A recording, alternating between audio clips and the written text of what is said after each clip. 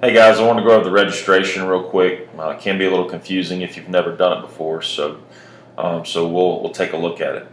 First thing is you got to be logged in, and you have to be an account member, and you'll be able to identify that if you have the account, if you're logged in up here at the top of the screen. If not, you'll click on Become a Member, and from there you can proceed through that process and create the membership. Once you have the membership, you can click on the drop down menu and you'll have a lot of options to go through, so you can see what registrations that you filled out. You can see your profile pages.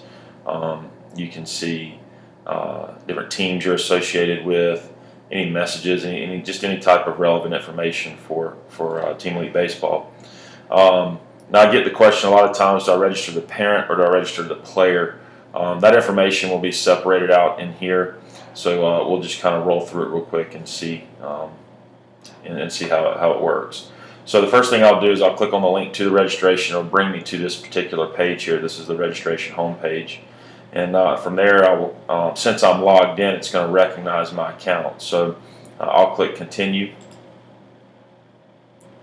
And once I click continue, you see I have a few different accounts that I have created here just for sample stuff and so on and so forth. So if I'm logged in, it will give me the option to create a registration. You see where it's already telling me that I have completed this particular registration for this particular account. And then I have some other registrations as well that I've tested. So I'm not sure that you'll see this particular option here, but you would have the ability to be able to register a new person as well. So let's just click on HC here and see where that takes us. Okay, so you can see I've just filled this information in, and I'll just run through it real fast and populate it.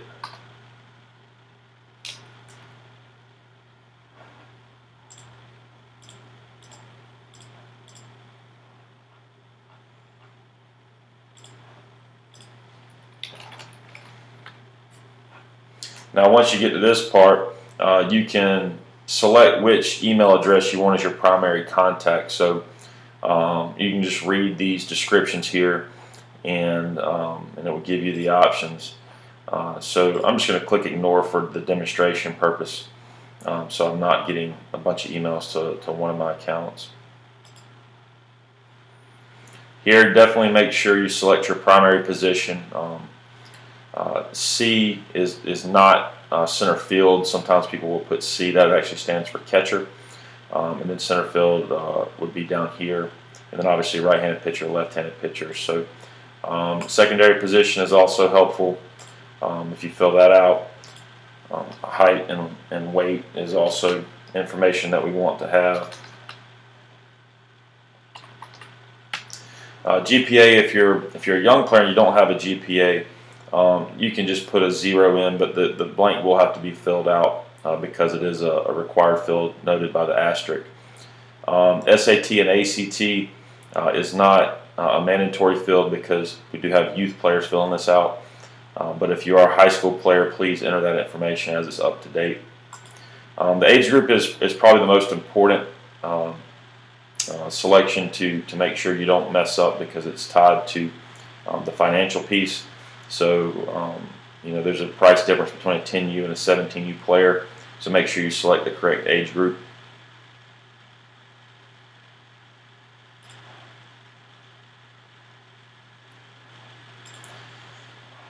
So when you're asking about filling out the parent or the player information, this is notated the player information up here. Now down below you'll see the parent and the guardian information. So I will just fill out information here. I'm going to put my information in again.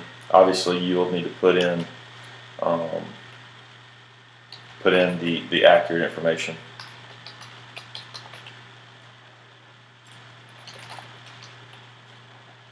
And again, you'll have the same options for the parent email. I'm going to click ignore, and then we'll have a secondary email as well that I will click ignore, and then we'll click continue to the next page.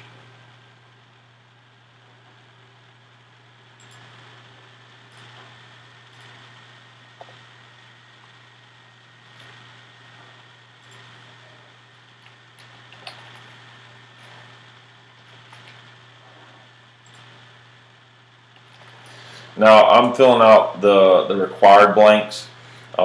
Please fill out the information that's requested, even if it's not required. The more information we have, the better off we'll be, and the less we'll be in the dark on what we need to know about a player. So does the participant have any medical conditions, health concerns, allergies, or special needs that we should be aware of? If we click yes, it'll give us a drop down. In this case, I'm going to give us a no, but if yes, you can say activity-based or induced asthma would be an example, or you can just click no, and there's not a form to fill out.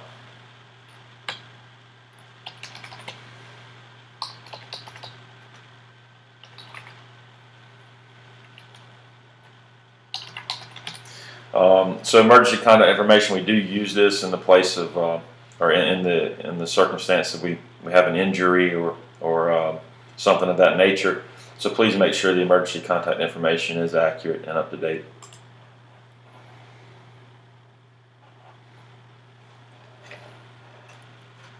Now this is where I think some people get confused. So if you'll read through this up here, this gives you all your options. If you can pay in full, you can pay in installments, and depending on your age group, this information will change, and the due dates will change too. So you can also pay offline in full. You would mail a check to this particular address, and then down here you will select how you are paying. So if you want to pay in installments, you would check the second option. If you want to pay in full or offline, you would select the first option. So let's just click the first option here. Any notes that you need to make us aware of, these are notes that are transferred to us. So just make sure that if you have any special needs or requests, you put it in that note block. Now once you fill out the registration, it's set to run. It's an audit. If you do the payment plan, it will draft on the dates that are noted above. So please make sure that you're aware of that. And then so if there's any special notes that you want to do one-on-one card, note, we can't do that. It would all be applied to the one card that you register. If you're using a card, you can pay via credit card. You can pay through ACH. Or you can select to pay offline and mail in a check, which you'll see here shortly.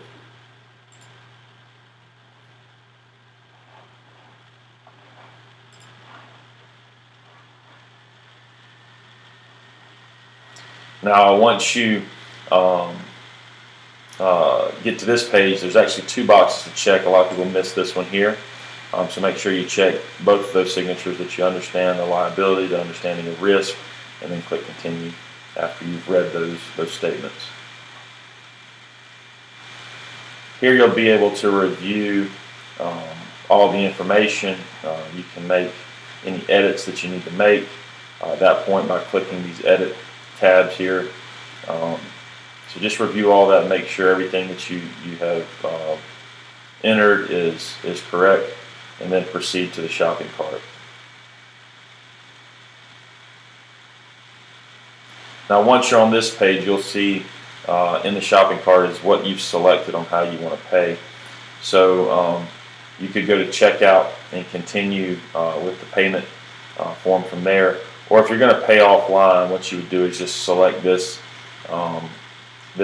radio button here, and from that point everything is just a standard checkout cart. So I hope that'll help you navigate through the registration form and explain it a little bit better. And if you have any questions, feel free to send your local coaching staff an email, and they'll be happy to walk you through it. So thank you for watching this, and hope you have a great day.